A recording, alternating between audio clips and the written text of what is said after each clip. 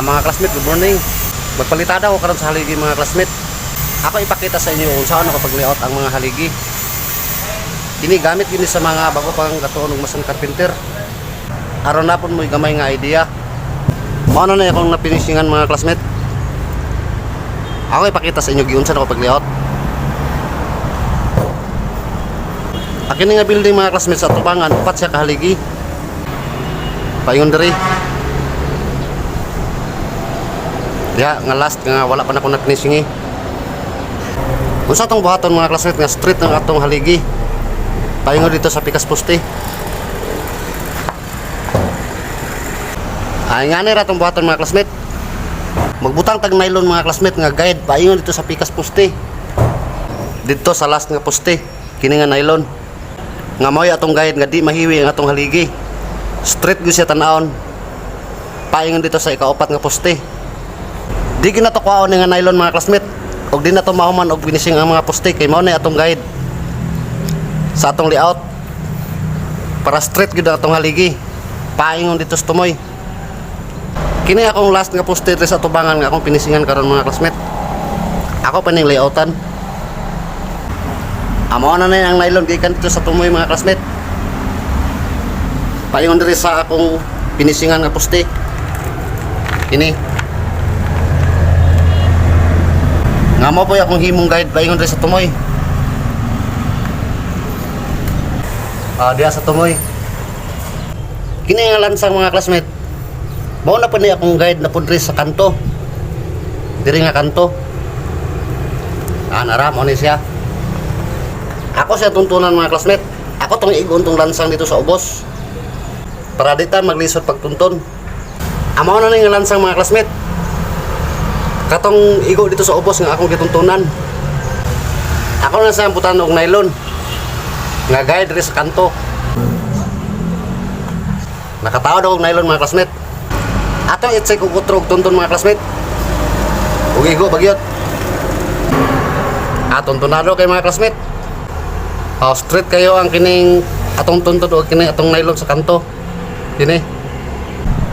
Ang sunod po mga classmate, dire na po nga side atong tuntunan. Ang importante yun mga classmate, nga kini atong lansang nga gibutang naka-straight gud dito. Kay para matuntun ta diri mga classmate, dili na ta maglisod.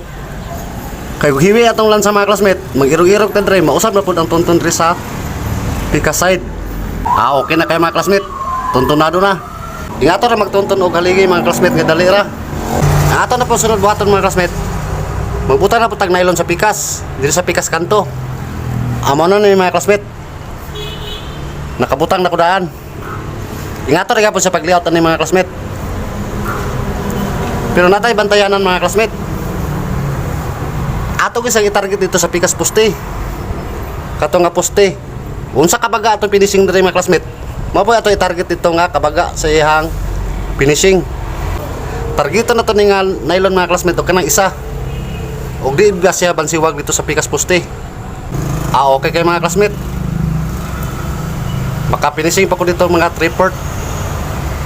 Kinahanglan ato gyud sa i-target dito mga classmate. Kay para dili magbansiwag ang atong finishing. Og dito sa isa kaligi. O kini mo pasulod ba siya? Og di niya makaya og target mga classmate. Butangan ninyo og nylon dito mga classmate. Nga inyong guide. Pareha na akong gibuhat diri sa isa. Kini nga nylon. Ako na lang siyang gitarget mga classmate. Kay last na siya nga haligi. Wala na sumpay dito sa luyo. Magsugod ako finishing mga classmate.